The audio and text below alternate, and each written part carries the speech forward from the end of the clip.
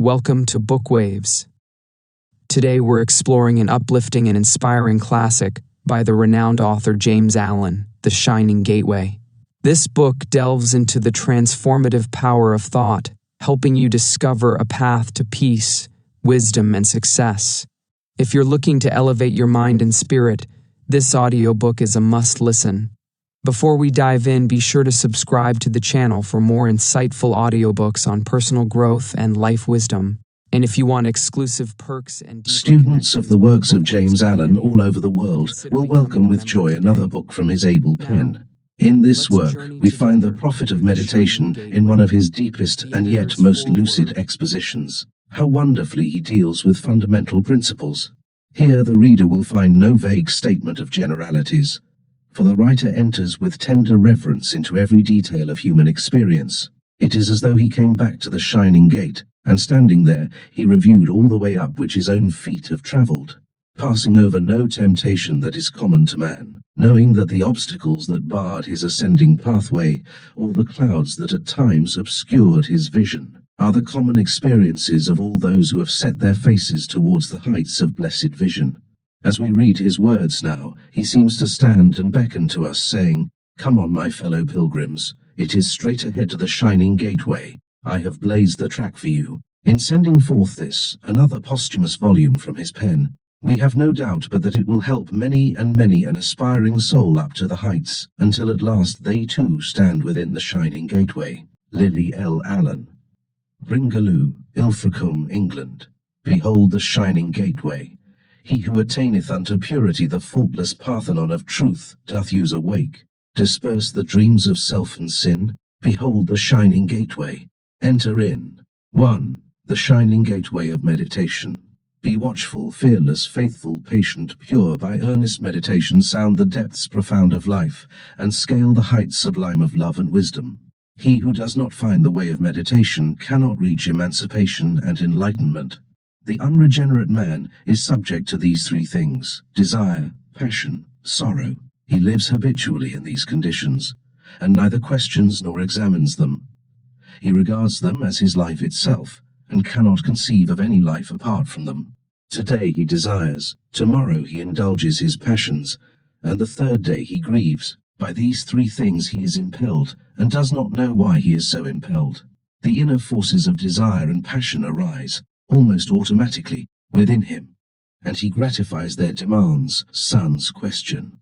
Led on blindly by his blind desires, he falls, periodically, into the ditches of remorse and sorrow. His condition is not merely unintelligible to him, it is unperceived. For so immersed is he in the desire consciousness that he cannot step outside of it, as it were, to examine it. To such a man, the idea of rising above desire and suffering into a new life where such things do not obtain seems ridiculous. He associates all life with the pleasurable gratification of desire, and so, by the law of reaction, he also lives in the misery of afflictions, fluctuating ceaselessly between pleasure and pain. When reflection dawns in the mind, there arises a sense of a calmer, wiser, and loftier life, and as the stages of introspection and self-analysis are reached, this sense increases in clearness and intensity, so that by the time the first three stages are fully completed, a conviction of the reality of such a life, and of the possibility of attaining it, is firmly fixed in the mind. Such conviction, which consists of a steadfast belief in the supremacy of purity and goodness over desire and passion, is called faith. Such faith is the stay, support, and comfort of the man who, while yet in the darkness, is searching earnestly for the light which breaks upon him for the first time in all its dazzling splendor and ineffable majesty when he enters the shining gateway of meditation. Without such faith he could not stand for a single day against the trials, failures, and difficulties which beset him continually, much less could he courageously fight and overcome them, and his final conquest and salvation would be impossible. Upon entering the stage of meditation, faith gradually ripens into knowledge, and the new regenerate life begins to be realized in its quiet wisdom, calm beauty, and ordered strength, and day by day its joy and splendor increase. The final conquest over sin is now assured. Lust, Hatred, anger, covetousness, pride and vanity, desire for pleasure, wealth and fame, worldly honor and power, all these have become dead things, shortly to pass away forever. There is no more life nor happiness in them. They have no part in the life of the regenerate one, who knows that he can never again go back to them. For now the old man of self and sin is dead, and the new man of love and purity is born within him. He has become a new being, one in whom purity, love, wisdom and peacefulness are the ruling qualities, and wherein strifes, envies, suspicions, hatreds and jealousies cannot find lodgment. Old things have passed away, and behold, all things have become new. Men and things are seen in a different light, and a new universe is unveiled. There is no confusion. As out of the inner chaos of conflicting desires, passions and sufferings the new being arises, there arises in the outer world of apparently irreconcilable conditions a new cosmos, ordered, sequential, harmonious, ineffably glorious, faultless in equity. Meditation is a process both of purification and adjustment. Aspiration is the purifying element, and the harmonizing power resides in the intellectual train of thought involved. When the stage of meditation is reached and entered upon, two distinct processes of spiritual transmutation is reached and entered upon. Two distinct processes of spiritual transmutation begin to take place. Namely, 1. Transmutation of passion. 2. Transmutation of affliction. The two conditions proceed simultaneously as they are interdependent and act and react one upon the other. Passion and affliction, or sin and suffering, are two aspects of one thing, namely, the self in man. That self which is the source of all the troubles which afflict mankind. They represent power, but power wrongly used. Passion is a lower manifestation of a divine energy which possesses a higher use and application. Affliction is the limitation and negation of that energy, and is therefore a means of restoring harmony. It says in effect to the self-bound man, "Thus far shalt thou go and no farther." The man of meditation transfers the passional energy from the realm of evil to the realm of good. Today he reflects, tomorrow he overcomes his passions, and the third day he rejoices. The mind is drawn from its downward tendency and is directed upwards.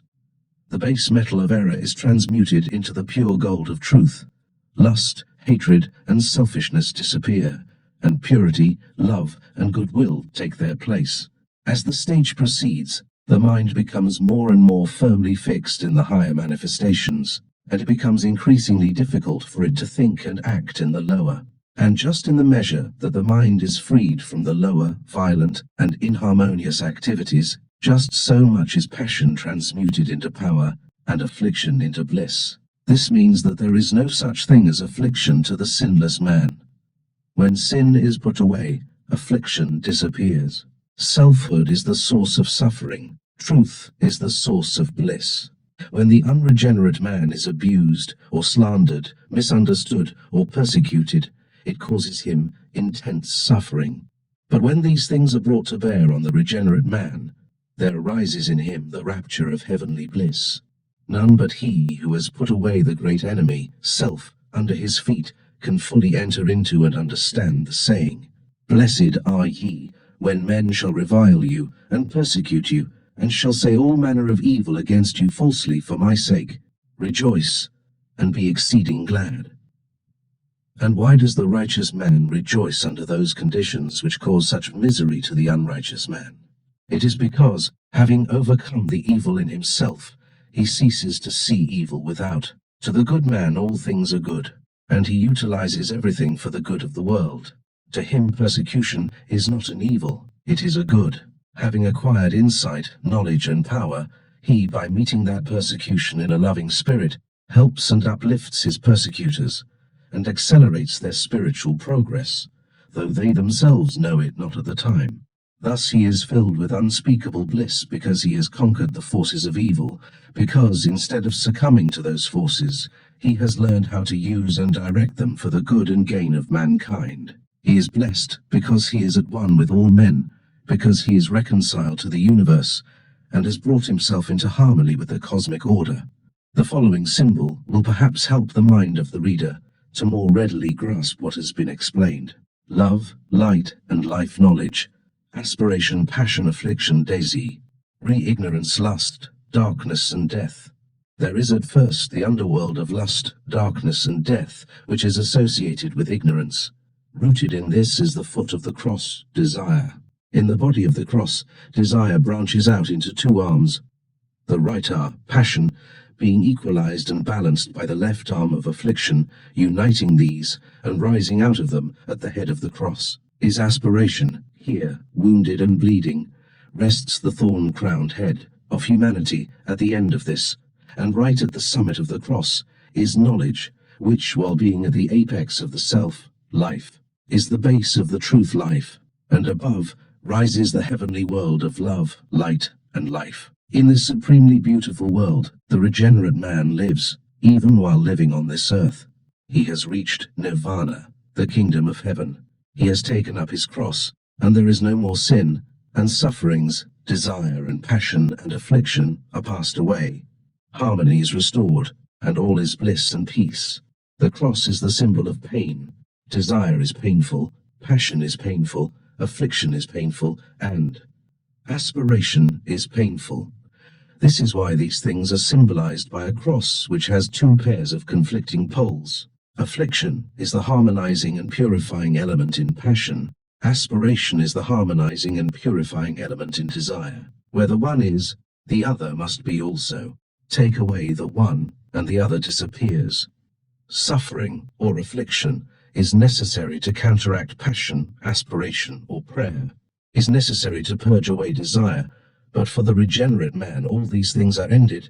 He has risen into a new life and a new order of things, the consciousness of purity, lacking nothing and being at one with all things. He does not need to pray for anything. Redeemed and reconciled, contented and ill peace, he finds nothing in the universe to hate or fear, and his is both the duty and the power to work without ceasing for the present good and the ultimate salvation of mankind. 2. Temptation. I know that sorrow follows passion, know that grief and emptiness and heartache wait upon all earthly joys. So am I sad, yet truth must be, and being can be found. And though I am in sorrow, this I know, I shall be glad when I have found the truth. The only external tempters of man are the objects of sensation. These, however, are powerless in themselves until they are reflected in his mind as desirable objects to possess. His only enemy, therefore, is his coveting of the objects of sensation. By ceasing to covet objects of sensation, temptation and the painful fighting against impure desires pass away. This ceasing to covet objects of sensation is called the relinquishing of desire. It is the renunciation of the inner defilement, by which a man ceases to be the slave of outward things and becomes their master. Temptation is a growth, a process more or less slow, the duration of which can be measured by the sage who has gained accurate knowledge of the nature of his thoughts and acts and the laws governing them. By virtue of having subjected himself to a long course of training in mental discipline and self-control, it has its 5 stages, which can be clearly defined, and their development traced with precision. But the man who is still immersed in temptation has, as yet, little or no knowledge of the nature of his thoughts and acts and the laws governing them. He has lived so long in outward things, in the objects of sensation, and has given so little time to introspection and the cleansing of his heart, that he lives in almost total ignorance of the real nature of his thoughts and acts which he thinks and commits every day. To him, temptation seems to be instantaneous, and his powerlessness to combat the sudden and, apparently, unaccountable onslaught causes him to regard it as a mystery, and mystery being the mother of superstition, he may and usually does fall back upon some speculative belief to account for his trouble, such as the belief in an invisible evil being or power outside himself who suddenly and without warning attacks and torments him. Such a superstition renders him more powerless still, for he has sufficient knowledge to understand that he cannot hope to successfully cope with a being more powerful than himself, and of whose whereabouts and tactics he is altogether unacquainted, and so he introduces other beliefs and superstitions which his dilemma seems to necessitate, until at last, in addition to all his sins and sufferings, he becomes burdened with a mass of supernatural beliefs which engross his attention, and take him farther and farther away from the real cause of his difficulty. meaning he continues to be tempted and to fall. What then are the stages in temptation? And how is the process of temptation born in the mind? How does it grow and bear its bitter fruit? The stages are 5 and are as follows. 1. Perception 2. Cogitation 3. Conception 4. Attraction, and 5. Desire. The first stage is that in which objects of sensation are perceived as objects. This is pure perception, and is without sin or defilement. The second stage is that in which objects of sensation are considered as objects of personal pleasure. This is a brooding of the mind upon objects, with an undefined groping for pleasurable sensation, and is the beginning of defilement and sin. In the third stage, objects of sensation are conceived as objects of pleasure. In this stage, the objects are associated with certain pleasurable sensations, and these sensations are conceived and called up vividly in the mind. In the fourth stage, objects of sensation are perceived as objects of pleasure. At this stage, the pleasure as connected with the object is distinctly defined, yet there is a confusion of pleasure and object so that the two appear as one, and a wish to possess the object arises in the mind. There is also a going out of the mind towards the object. The fifth and last stage is an intense desire, a coveting and lusting to possess the object in order to experience the pleasure and gratification which it will afford. With every repetition, in the mind, of the first 4 stages, this desire is added to, as fuel is added to fire, and it increases in intensity and ardor, until at last the whole being is aflame with a burning passion, which is blind to everything but its own immediate pleasure and gratification. And when this painful fruition of thought is reached, a man is said to be tempted. There is a still further stage of action, which is merely the doing of the thing desired, the outworking of the sin already committed in the mind. From desire to action is but a short step. The following table will better enable the mind of the reader to grasp the process and principle involved. In action, holiness, rest. 1. Perception. Objects of sensation perceived as such. 2. Cogitation. Objects of sensation considered as a source of pleasure. 3. Conception. Objects of sensation conceived as affording pleasure. 4. Attraction. Objects of sensation perceived as pleasurable in possession. 5. Desire. Objects of sensation coveted as such, i.e., desired for personal delight and pleasure. Action, sin, unrest. Every time a man is tempted, he passes from inaction, though all the 5 stages in succession, and his fall is a passing on into action.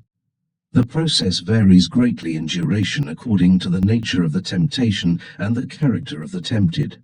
But after much yielding and many falls, the mind becomes so familiar with the transition that it passes through all the stages with such rapidity as to make the temptation appear as an instantaneous, indivisible experience. The sage, however, never loses sight of the duration of time occupied in the process of temptation, but watches its growth and transition.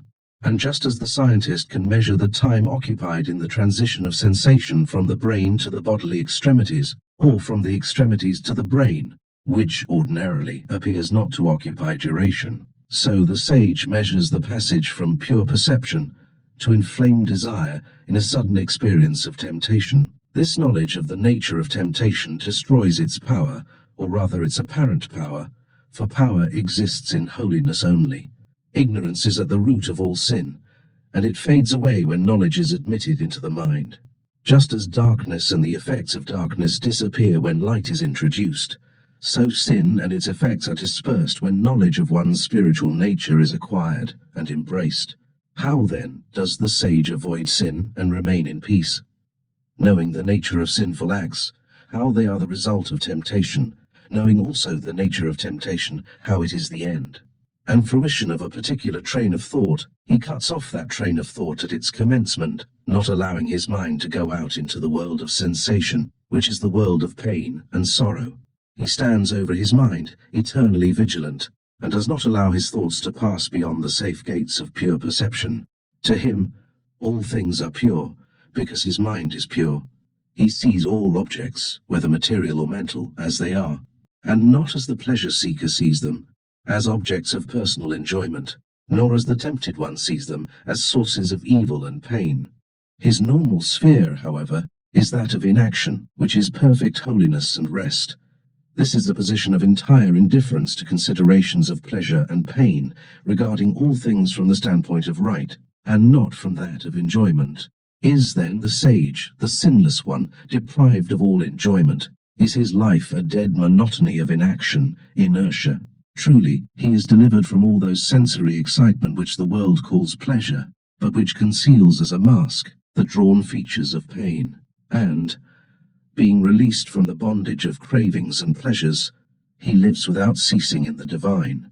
Abiding joy which the pleasure-seeker and the wanderer in sin can neither know nor understand. But inaction in this particular means inaction as regards sin. Inaction in the lower animal activities which, being cut off, their energy is transferred to the higher intellectual and moral activities, releasing their power and giving them untrammeled scope and freedom. Thus the sage avoids sin by extracting its root within himself, not allowing it to grow into attraction, to blossom into desire, and to bear the bitter fruits of sinful actions. The unwise man, however, allows the thought of pleasure to take root in his mind, where its growth evokes sensations which are pleasant to him, and on these sensations he dwells with enjoyment, thinking in his heart, "So long as I do not commit the sinful act, I am free from sin."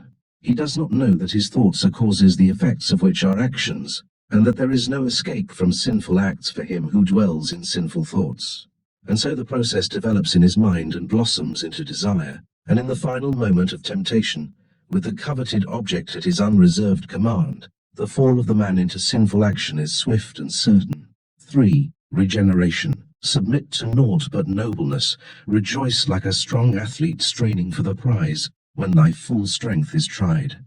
Be not the slave of lusts and cravings and indulgences, of disappointments, miseries and griefs, fears, doubts and lamentations, but control thyself with calmness. Master that in thee which masters others, and which heretofore has mastered thee. Let not thy passions rule, but rule thy passions. Subjugate thyself, till passion is transmuted into peace, and wisdom crown thee. So shalt thou attain, and, by attaining, know. Having considered and examined the nature of temptation in its 5 interdependent stages, let us now turn to the process of regeneration, and also consider its nature, so that the reader who has already received some measure of enlightenment may be still further guided in his strenuous climbing towards the perfect life. The 5 stages in regeneration are: 1. Reflection. 2. Introspection. 3. Self-analysis. 4. Meditation. And 5. Pure perception. The first stage in a pure and true life is that of thoughtfulness. The thoughtless cannot enter the right way in life. Only the reflective mind can acquire wisdom. When a man, ceasing to go after enjoyment, brings himself to a standstill in order to examine his position, and to reflect upon the condition of the world and the meaning of life, then he has entered upon the first stage of regeneration. When a man begins to think seriously, and with a deep and noble purpose in view, he has stepped out of the broad way where the thoughtless and the frivolous clutch at the bubbles of pleasure, and has entered the narrow way where the thoughtful and the wise comprehend eternal verities. Such a man's liberation from sin and suffering is already assured, for though he is, as yet, surrounded by much uncertainty, he is already realizing a foretaste of the peace which awaits him. His passions, though still strong, are quieter, his mind is calmer and clearer, his intercourse with others is purer and graver. And in his moments of deepest thought he sees, as in a vision, the strength and calmness and wisdom which he knows will one day be his well-earned possessions. Thus he passes on to the second stage. Reflecting day by day, with ever-increasing earnestness upon life in all its phases, he comes to perceive the passions and desires in which men are involved, and realizes the sorrows which are connected with their strangely ephemeral existence. He sees the burning fevers of lusts and ambitions and cravings for pleasure, and the chilling agues of anxieties and fears, and the uncertainty of slowly approaching death. And he aspires to know the meaning of it all, is eager to find the source and cause of that seems so sorrowful and inexplicable. Recognizing himself as a unit in humanity, as one involved in like passions and sorrows with all other men, he vaguely understands that somehow the secret of all life is inevitably bound up with the neophyte, with mind purified, calmed, and his own existence, and so, unsatisfied with the surface theories which are based on observation only, and which still leave him subject to passions and sorrows, and the prey of anxieties and fears, he turns his thoughts inwardly upon his own mind, thinking, perchance, that the wished-for revelation of wisdom and peace awaits him there. Thus he becomes introspective, and so he passes on to the third stage. When the introspective habit is fully ripened and acquired, there is called up in the mind a subtle process of inductive thought, by the aid of which the innermost recesses of the man's nature, and therefore of all humanity, begin to unveil themselves, and yield up their secrets to the penetrating insight of the patient searcher who, unraveling now the tangled threads of thought, and tracing out the warp and woof of the web of life, as it is woven in the mental processes, and by the swift flying shuttle of thought, begins, for the first time, to somewhat clearly comprehend the inner causes of human deeds, and the meaning and purpose of existence. As this process of thought is proceeded with, the desires and passions are purified away from the mind, the calmness necessary to a right perception of truth is acquired, and gradually the fixed principles of things are presented to the comprehension, and the eternal laws of life are coherently grasped by the understanding. And now, quietly, and almost as imperceptibly as the soft light of dawn stealing upon the sleeping world, controlled, passes into the fourth stage, and opens his long sleeping eyes upon the rising light of truth. He becomes habitually meditative, and in meditation he finds the master key which unlocks the door of knowledge. It is at this advanced stage in the process of regeneration that the sinner becomes the saint, and the pupil is transformed into the master. For here the process of transmutation, hitherto slow and painful, is greatly accelerated, so that the spiritual forces formerly spent in pleasures, gratifications, passions, and afflictions are now conserved, controlled, and turned into channels of productive and reproductive thought, and so wisdom is born in the mind, and bliss, and peace. As skill and power are acquired in meditation, the fifth and last stage is reached, where the perfect insight of the seer and the sage is evolved, so that the facts of life are grasped, and the laws and principles of things stand revealed. Here the man is altogether regenerated, is purified and perfected. All human passions are conquered, and human sorrows transcended. Here things are seen as they are. All the intricacies of life stand out naked in the light of truth, and there is no more doubt and perplexity, no more sin and anguish, for he whose pure and enlightened eyes perceive the hidden causes and effects which operate infallibly in human life. He who knows how the bitter fruits of passion ripen, and where the dark waters of sorrow spring, he it is who no more sins and no more sorrows. Lo, he has come to peace. The 5 stages so passed through may be thus presented: ignorance, sin, suffering. 1. Reflection. Deep and earnest thought on the nature and meaning of life. 2. Introspection. Looking inwardly for the causes and effects which operate in life. 3. Self-analysis. Searching the springs of thought and purifying the motives in order to find the truth of life. 4. Meditation. Pure and discriminative thought on the facts and principles of life. 5. Pure perception, insight, direct knowledge of the laws of life, enlightenment, purity, peace. The whole process of regeneration may be likened to the growth of a plant. At first, the small seed of reflection is cast into the dark soil of ignorance. Then the little rootlets come forth and grope about for light and sustenance. Next, the strenuous self-examination is as the plant reaching upwards toward the light. And then the development of the bud and opening flower of meditation, ending at last in that pure and wise insight which is the spiritual glory of the sage, the perfect flower of enlightenment, thus beginning in sin and suffering, and passing through thoughtfulness, self-searching, self-purification, meditation and insight. The seeker after the pure life and the divine wisdom reaches at last the undented habitation of a spotless life, and so passes beyond the dark halls of suffering, knowing the perfect law. 4. Actions and motives. Obey the right, and wrong shall ne'er again assail thy peace, nor error hurt thee more. Attune thy heart to purity, and thou shalt reach the place where sorrow is not, and all evil ends. It has been said that the way to hell is paved with good intentions, and one frequently hears sin excused on the ground that it was done with a good motive.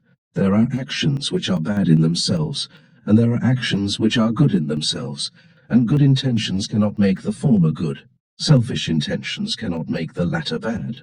Foremost among actions which are bad in themselves are those which are classified as criminal by all civilized communities. Thus murder, theft, adultery, libel, etc. are always bad, and it is not necessary to inquire into the motive which prompts them. Black and white remain black and white to all eternity and are not altered by specious argumentations. A lie is eternally a lie, and no number of good intentions can turn it into a truth. If a man tell a lie with a good intention, he has none the less uttered a lie. If a man speak the truth with a selfish intention, he has none the less spoken the truth. Beside those actions above mentioned, there are others which, while not classified by the law of the land as criminal, are yet recognized as wrong by nearly all intelligent people. Actions pertaining to social and family life, and to our everyday relations with our fellow men. Thus, when a child willfully violates its duty to its parents, the father does not stop to inquire into the motives of the child, but metes out the due correction, because the act of disobedience is wrong in itself. The reader may here ask, in being taught then to regard the motive, the condition of heart, as all important, and the act as secondary, have we been taught wrongly?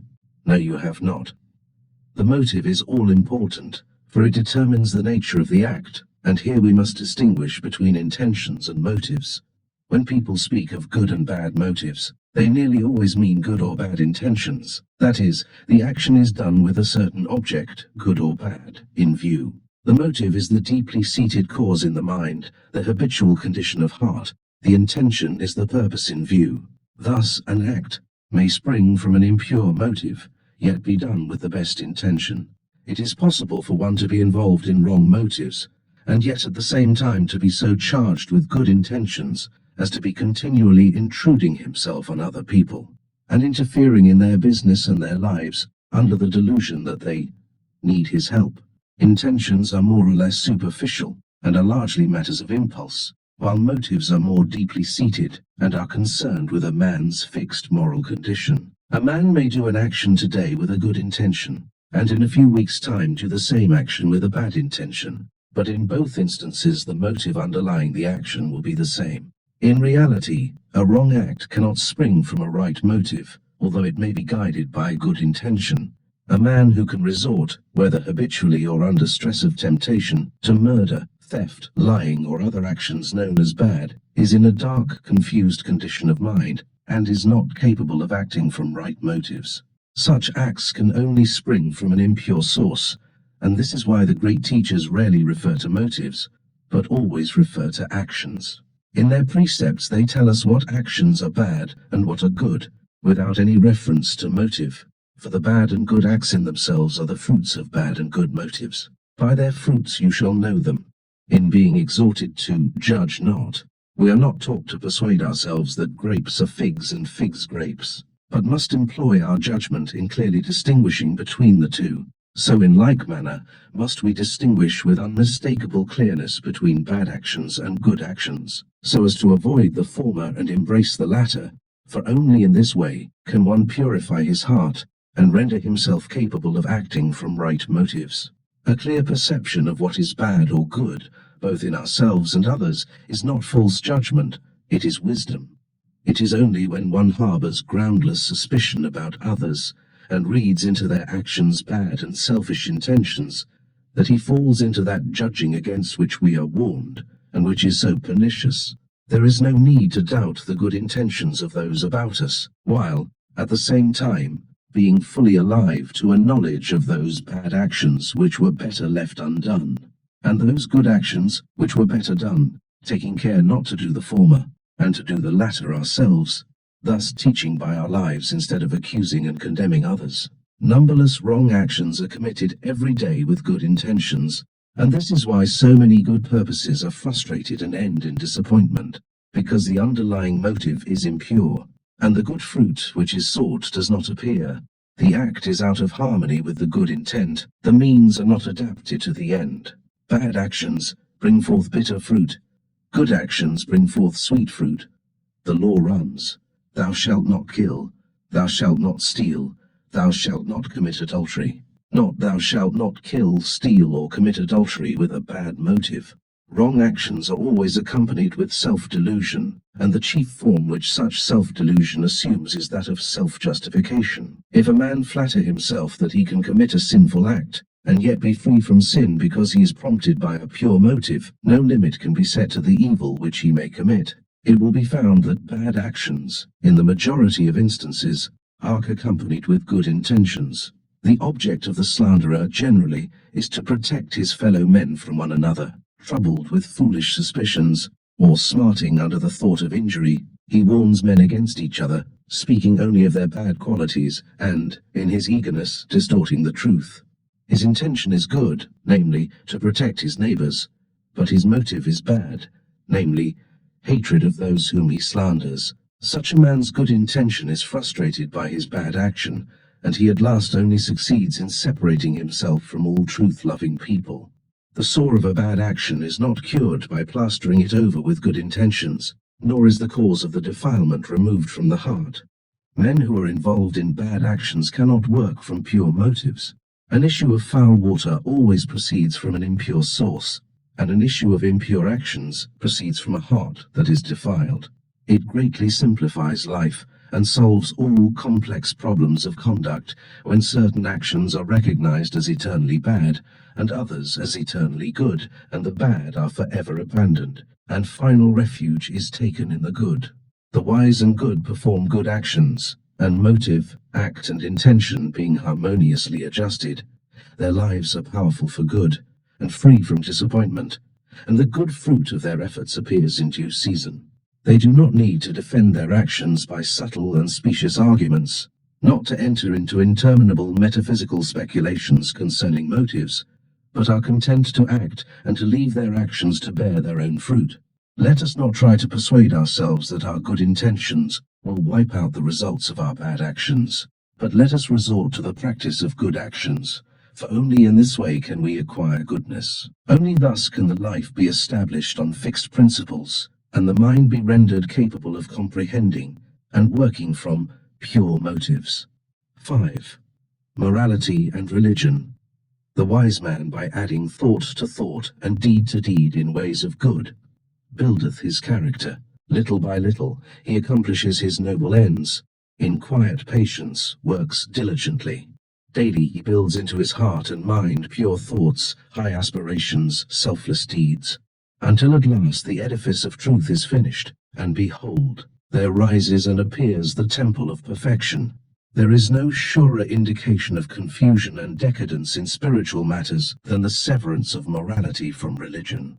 He is a highly moral man, but he is not religious. He is exceptionally oral and virtuous, but is not at all spiritual, are common expressions on the lips of large numbers of people who thus regard religion as something quite distinct from goodness, purity, and right living. If religion be regarded merely and only as worship combined with adherence to a particular form of faith, then it would be correct to say, he is a very good man, but is not religious in some instances, just as it would be equally correct to say, he is an immoral man, but is very religious in other instances, for murderers, thieves, and other evil-doers are sometimes devout worshippers and zealous adherents to a creed. Such a narrowing down of religion, however, would render much of the Sermon on the Mount superfluous from a religious point of view, and would lead to the confounding of the means of religion with its end, the idolizing of the letter of religion to the exclusion of the spirit.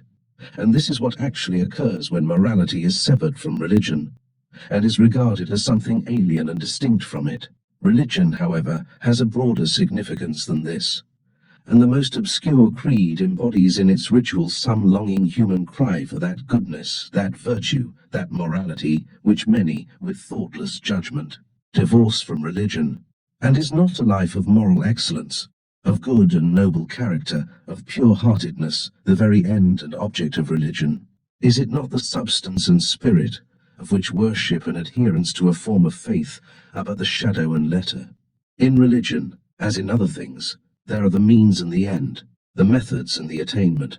Worship, beliefs about God, adherence to creeds, these are some of the means: goodness, virtue, morality.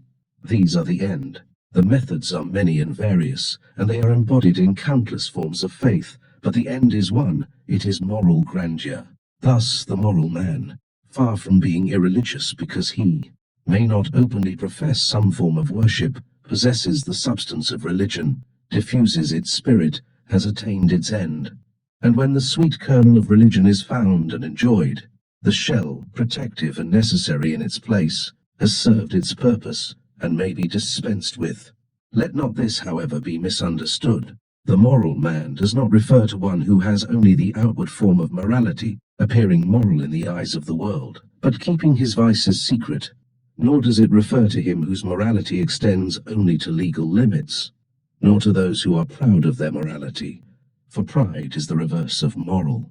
But to those who delight in purity, who are gracious, gentle, unselfish, and thoughtful, who, being good at heart, pour forth the fragrance of pure thoughts and good deeds. By the moral is meant the good, the pure, the noble, and the true-hearted.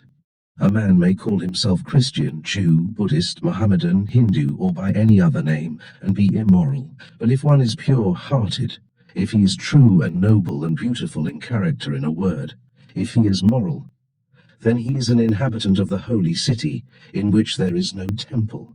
He is, by example and influence, a regenerator of mankind. He is one of the company of the children of light. 6. Memory, repetition, and habit. I shall gain, by purity and strong self-mastery, the awakened vision that doth set men free from painful slumber and the night of grief. When a particular combination of words has been repeated a number of times, it is said to have been committed to memory.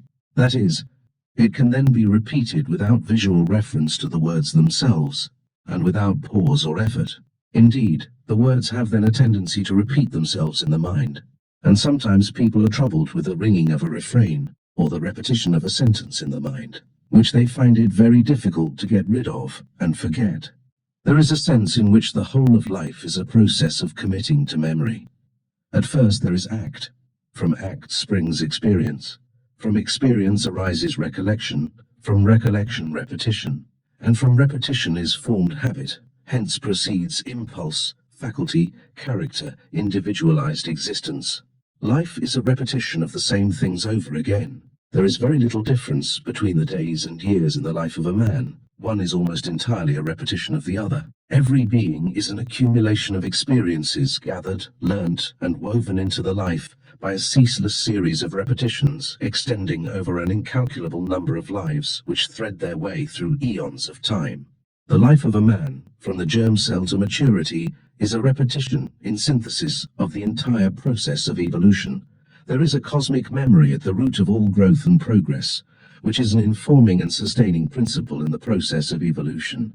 The sensuous memory of man is fickle and ephemeral, but the supersensuous memory, which is inherent in all matter, building up forms and faculty, is infallible in its reproduction of experiences. Life is ceaseless reiteration. Nature ever travels over old and familiar ground. Man is daily repeating that which he has learned, though. The schools of experience in which the lessons were acquired may be long forgotten, but the acquired habit is not forgotten. It is carried forward and continues to act. The unconscious and automatic ease which marks the play of faculty is not the ready-made mechanism of an arbitrary creator. It is skill acquired by practice. It is the consummation of millions of repetitions of the same thought and act. Thoughts and deeds long persisted in become at last spontaneous impulses. It is a profound truth that there is nothing new under the sun. It is possible and highly probable that in the round of eternity, even all our modern inventions and mechanical marvels have been produced innumerable times on this or other worlds. In this world, new combinations of matter appear from time to time, but are they new in the universe? Who dare say that, in the mind which overarches eternity, the cosmic memory is not reproducing things long since fashioned out of itself? Nothing can be added to or taken from the universe. Its matter can neither be increased nor decreased. Chemical combinations of matter vary, but matter itself cannot vary. Life likewise does not change. In the forms of life there is continuous flux, but in the principle of life there is no increase or diminution. Forms come forth only to retreat and disappear, but that which disappears is not lost. The memory of it is retained, and it continues to be repeated. Eternal disintegration is balanced by eternal restitution. The mind of man is not separate from the eternal mind. In its daily repetitions is indelibly written the record of all its past. Character is an accumulation of deeds. Each man is the last reckoning in the long sum of evolution, and there is no falsification of the account. The mind continues to automatically perform the habit, which encloses 1,000,000 repetitions of the same deed. Compared with this ineffaceable, unconscious memory, the memory of 80 years and 10 is as a fading vapor to an Egyptian pyramid. The tendencies, impulses, and habits of which a man is a victim are the repetitions of his accumulated deeds. They unfold the destiny which he has wrought. The grace, goodness, and genius which a man exhibits without conscious effort are the fruits of the accumulated labors of his mind. He repeats with ease that which was learned by painful labor. The wise man sees a reflection of himself in the fate which overtakes him. Life flows in channels. Every man is in a rut. Men tell their fellows to get out of their ruts, but they themselves are in ruts of another kind. The flow of law, of nature, cannot be avoided, but it can be utilized. We cannot avoid ruts, but we can avoid bad ones. We can follow along good ones. In their training and education, the children of today are strictly confined to ways which are worn by the feet of 1,000 generations. In his fixed habits and characteristics, the man of today is reviving the actions of 1,000 lives. It is true that men are bound, but it is equally true that they can unbind. The law by which a man becomes the sorrowful victim of his own wrong deeds is a blessed and not a cursed law, for by the same law he can become the instrument of all that is good. Habits chain a man, but he himself forged the links. He whose inner eye has opened to perceive the law does not complain. The bondage of evil is a heavy slavery, but the bondage of good is a blessed service. The will of man is powerless to alter the law of life, but it is powerful to obey it. The great law makes for good. It puts a heavy penalty on evil. Man can break his chains and shake himself free, and when he enters earnestly upon the work of self-liberation, all the universe will be with him in his labor. Repetition and habit he cannot avoid, but he can set going repetitions that are harmonious. He can form habits that will crystallize into pure and noble characteristics. In the self-built archives of the mind are stored away the entire records of man's evolution. Man is an epitomized history of the world. In his outbursts of rage we hear again the roar of the lion in the forest. In his selfish schemings to secure his coveted ends, we see the tiger stalking its prey. His lusts, revenges, hatreds, and fears are the instinct born of primeval experiences. The universe does not forget. Life remembers and restores. Between the sensuous and the supersensuous worlds is the Lethean stream, the river of forgetfulness. Only he who has passed into the supersensuous world, the world of pure goodness, remembers with the memory of life which transcends 1,000,000 deaths. Only he whose will obeys the universal will, whose heart is in harmony with the cosmic order, receives the vision which pierces through the veil of time and matter, and sees the before and the beyond. Man quickly forgets, and it is well that he forgets. The universe remembers and records. The repetition of an evil deed is its own retribution. The repetition of a good deed is its own reward. The deepest punishment of evil is evil. The highest reward of good is good. When a deed is done, it is not ended, it is but begun. It remains with the doer, to curse him, if evil, to bless him, if good. Deeds accumulate by repetition, and they remain as character, and in character is both curse and blessing. Suffering inheres in the discordant repetition of evil. Bliss inheres in the rhythmic repetitions of good. Seeing that we cannot escape the law of repetition, let us choose to do those things which are good. And as one establishes habits of purity, the divine memory will be awakened within him. 7. Words and wisdom. I would find where wisdom is. where peace abides, where truth, majestic, changeless, and eternal, stands untouched by the illusions of the world. For surely there is knowledge, truth, and peace for him who seeks. Thoughts, words, acts, these combine to make up the entire life of every individual. Words and acts are thoughts expressed. We think in words. In the process of thinking, words are stored up in the consciousness, where they await expression and use as occasion may call them forth. Words fit the mind which received them. They are the tally of the intellect which uses them.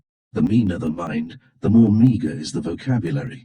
A limited and a capacious intellect alike expresses itself through a limited and an extensive use of words. A great mind expresses itself by the vehicle of flowing and noble language.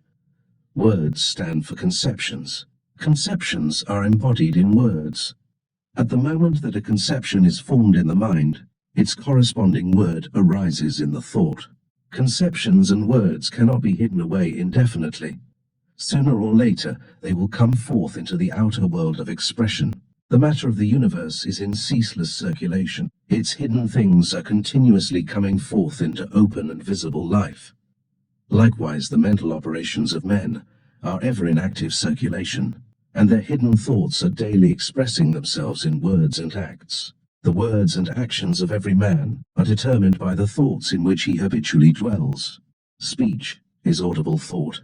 A man reveals himself through his speech. Whether he is pure or impure, foolish or wise, he makes his inner condition known through his speech. The foolish man is known by the way in which he talks. The wise man is known by the purity, gravity, and excellence of his speech. He who would gain a knowledge of men, says Confucius, must first learn to understand the meaning of words. All wise men, saints, and great teachers have declared that the first step in wisdom is to control the tongue. The disciple of speech is a mental disciple. When a man controls his tongue, he controls his mind. When he purifies his speech, he purifies his mind. Speech and mind cannot be separated. They are two aspects of character. A man may read scripture, study religions, and practice mystical arts. But if he allows his tongue to run loosely, he will be as foolish at the end of all his labors as he was at the beginning. A man may not read scripture, nor study religions, nor practice ascetic arts, but if he controls his tongue and studies how to speak wisely and well, he will become wise. Wisdom is perceived in the words which are its expression. We speak of certain men, of Shakespeare, for instance, as being wise. We never saw Shakespeare, and we know very little of his life. How, then, do we know he was wise? By his words only. Where there are wise words, we know there is a wise mind. A foolish man may, like a parrot, repeat wise words, but a wise man frames wise sentences. His wisdom is shown in originally expressed language. Why do men speak of words as being bad or good, degrading or inspiring, low or lofty, weak or strong? Is it not because they unconsciously recognize that words cannot be dissociated from thoughts? Why do pure-minded people avoid a man who habitually uses impure language? Is not because they know that such words proceed from an unclean mind? It is impossible for any being to give utterance to words which are not already lodged in his mind, fit the form of thought. The impure mind cannot speak pure words. The pure mind cannot speak impure words. The ignorant cannot speak learnedly, nor the learned ignorantly. The foolish man cannot speak wisely, nor the wise foolishly. Altered speech follows an altered mind. When a man turns from evil to good, his conversation becomes cleansed. As a man increases in wisdom, he watches, modifies, and perfects his speech. If the foolish and the wise are known by their words, what then is the speech of folly, and what the language of wisdom? A man is foolish if he talks aimlessly and incoherently, if he engages in impure conversations, if he utters falsehood, if he speaks ill of the absent, and carries about evil reports concerning others, if he frames flattering words, if he utters violent and abusive words, if his speech is irreverent, and his words are directed against the great and good, if he speaks in praise of himself, a man is wise, if he talks with purpose and intelligence, if his conversation is chaste, if he utters words of sincerity and truth, If he speaks well of, and in defense of, the absent, if he speaks words of virtuous reproof, if his speech is gentle and kindly, if he talks reverently of the great and good, if he speaks in praise of others, we are all, now and always, justified and condemned by our words. The law of truth is not held in abeyance, and every day is judgment day. For every idle word which one speaks he is at once called to account in an immediate and certain loss of happiness and influence. By the words which we habitually utter, we publish to the universe the degree of our intelligence and the standard of our morality, and receive back through them the judgment of the world. The fool thinks he is harshly judged and badly treated by others, not knowing that his real scourge is his own ungoverned tongue. To control the tongue, to discipline the speech, to strive for the use of purer and gentler words, this is a very lowly thing, and one that is much despised, but it cannot be neglected by him who eagerly aspires to walk the way of wisdom. 8. Truth made manifest. Upon the lofty summits of the truth, where clouds and darkness are not, and where rests eternal splendor, there abiding joy awaits thy coming. Be watchful, fearless, faithful, patient, pure. By earnest meditation, sound the depths profound of life, and scale the heights sublime of love and wisdom. Truth is rendered visible through the media of deeds. It is something seen and not heard. Words do not contain the truth, they only symbolize it. Good deeds are the only vessels which contain truth. It has been frequently said that being must precede doing. Being always does precede doing, but being and doing cannot be arbitrarily separated. A man's deeds are the expression of himself. Acts are the language of reality. If a man's inner being is allied to truth, his deeds will speak it forth. If with error, his deeds will make manifest that error. No man can hide what he is. He must necessarily act, and every time he acts he reveals himself. In the light of reality, no man can deceive humanity or the universe, but he can deceive himself. Deeds of purity, love, gentleness, patience, humility, compassion, and wisdom are truth made manifest. These qualities cannot be contained between the covers of a book, but only the words which refer to them. They are life. Deeds of impurity, hatred, anger, pride, vanity, and folly are error making itself known. A man's deeds are the publication of himself to the world.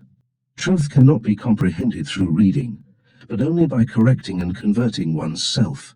Precepts are aids to the acquirement of wisdom, but wisdom is acquired only by practice. If a man would know what measure of truth he possesses, he should ask himself, what am I? What are my deeds? Men dispute about words, thinking that truth is heard and read. Truth is neither heard nor read. It is seen.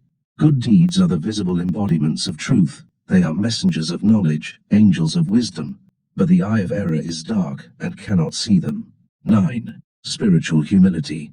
Who would be the companion of the wise and know the cosmic splendor? He must stoop who seeks to stand, must fall who fain would rise, must know the low.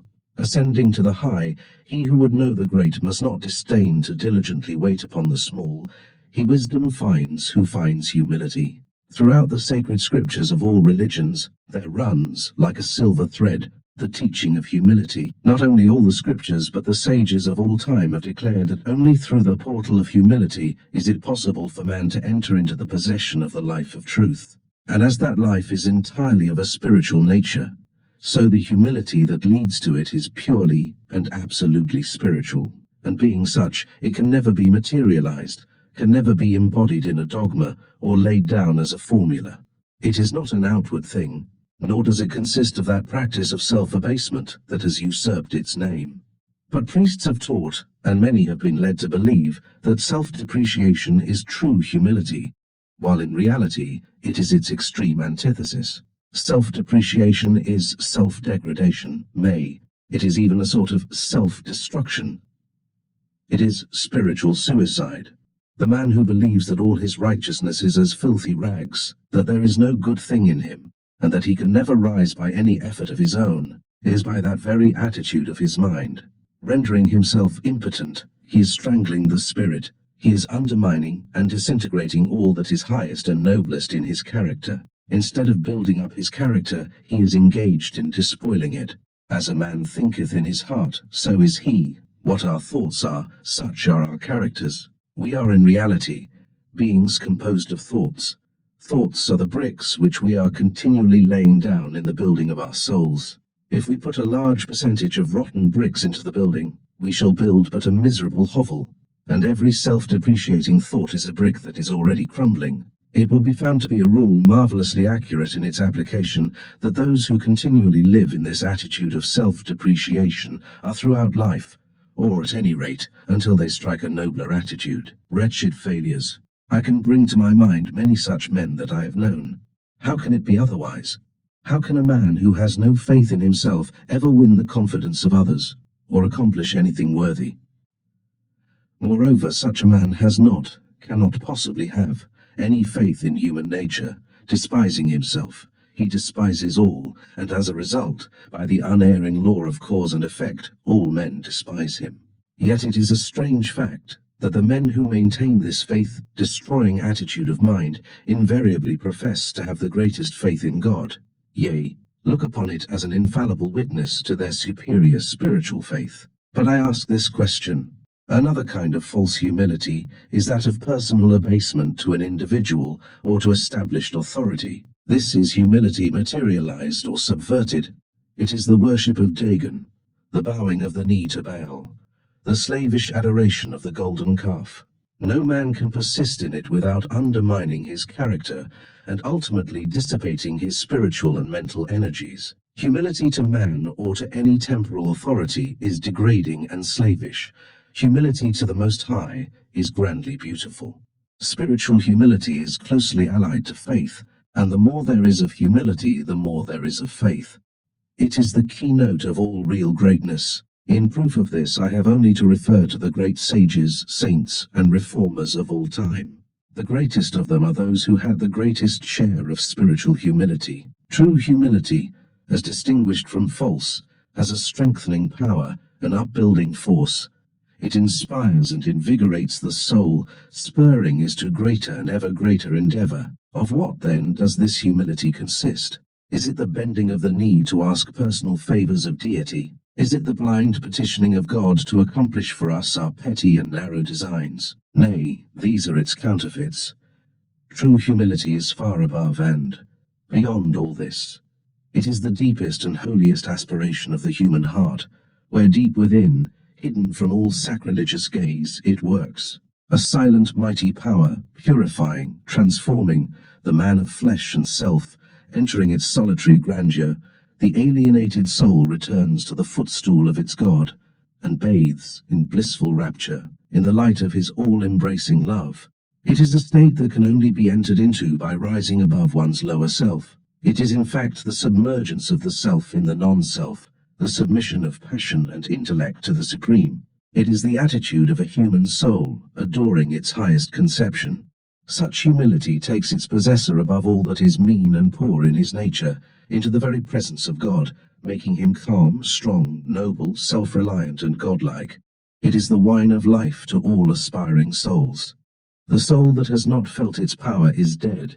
It may sound like a paradox, but it is nevertheless true, that the more a man has of humility, the more he has of independence. But the seeming paradox will be made clear if we think for a moment of the lives of such teachers of humility as Jesus, Buddha, Confucius, Socrates, Jacob Boehme, George Fox, and indeed of all the great religious reformers. These men walked erect, because, yielding themselves up to the simplicity of humility, they walked with God.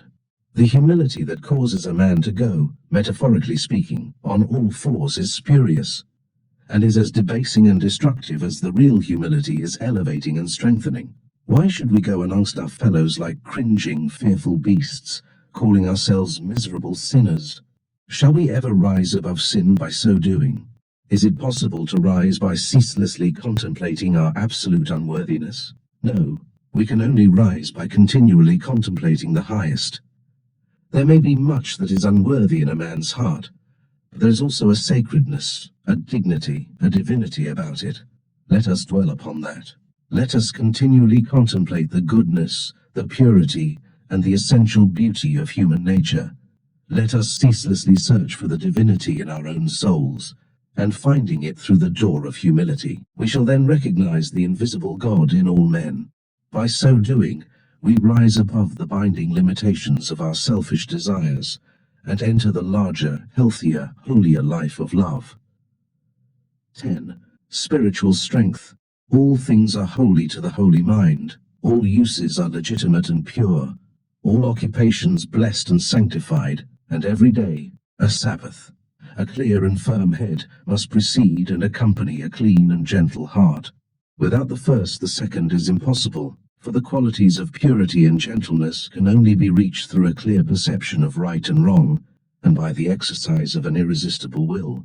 The strength of a powerful animal, or of that animal force in man which enables him to gain the victory over others by attack and resistance, is weakness compared with that quiet, patient, invincible will by which a man overcomes himself, and tames to obedience, and trains to the service of holy purposes, the savage passions of his nature. Every dog can bark and fight, and every foolish man can rail, abuse, fence with hard words, and give way to fits of bad temper. These things are easy and natural to him, and require no effort and no strength. But the wise man puts away all such follies, and trains himself in self-control, trains himself to act unerringly from fixed principles, and not from the fleeting impulses of an unstable nature. He who succeeds in so training himself is able to train others, in a small degree by precept, but largely and chiefly by practice or example, for it is preeminently the prerogative of the wise to teach by their actions. The mockeries of Herod, the accusations of Thai people, and the fanatical persecutions of the priests all failed to draw from Jesus the word of complaint, bitterness, or self-defense. Such sublime acts of silence and self-control continue to reach for ages both individuals and nations, with far greater power and effect than all the words and books uttered and written by the world's vast army of priests and learned commentators. To retaliate and fight belongs to the animal in man as it belongs to the beast of the forest, but to refuse to be swayed from the practice of a divine principle by any external pressure, to stand firm and unalterable in goodness and truth alike, amid blame and praise, this belongs to the divine in man and in the universe. To alter one's conduct in order to please others, or to avoid their censure or misunderstanding, can never lead to spiritual strength. That divine kindness which always accompanies spiritual understanding and strength is something very different from merely saying pleasant words, for pleasant words are not always true words, but consist in doing what is best for the eternal welfare of the other person or persons. The weak father, who is unfit to train children, only considers how he can escape trouble with his children, and so he slurs over their acts of disobedience and selfishness, and tries to please them. But the strong father, who considers the future character and welfare of his children, knows how and when to administer a severe reproof, fully understanding that the few minutes' pain caused by his rebuke may save his child from years of suffering as a result of loose living which is fostered by parental neglect.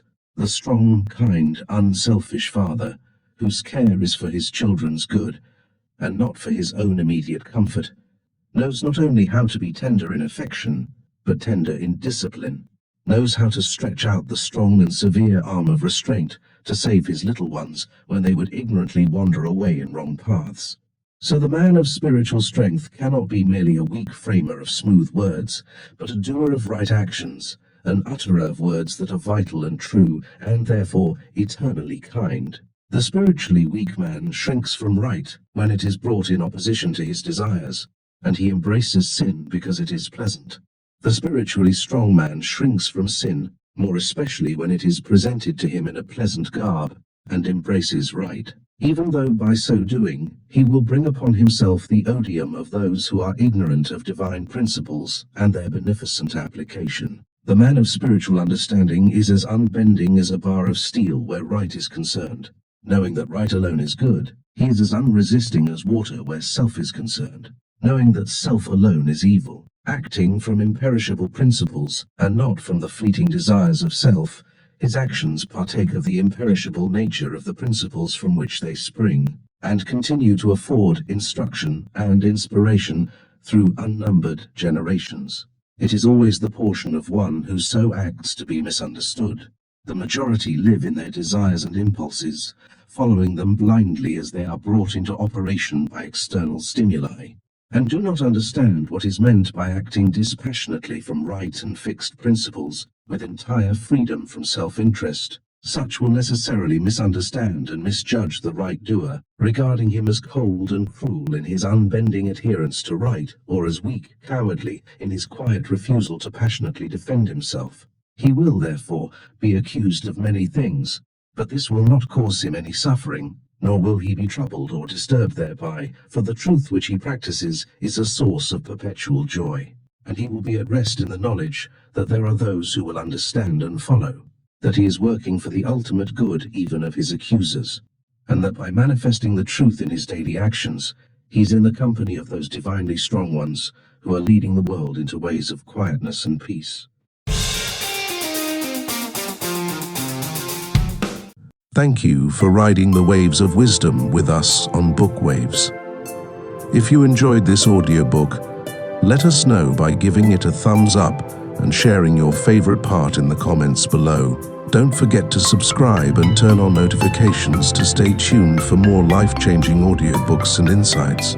Keep growing, keep learning, and remember, every great wave starts as a ripple. See you in the next chapter.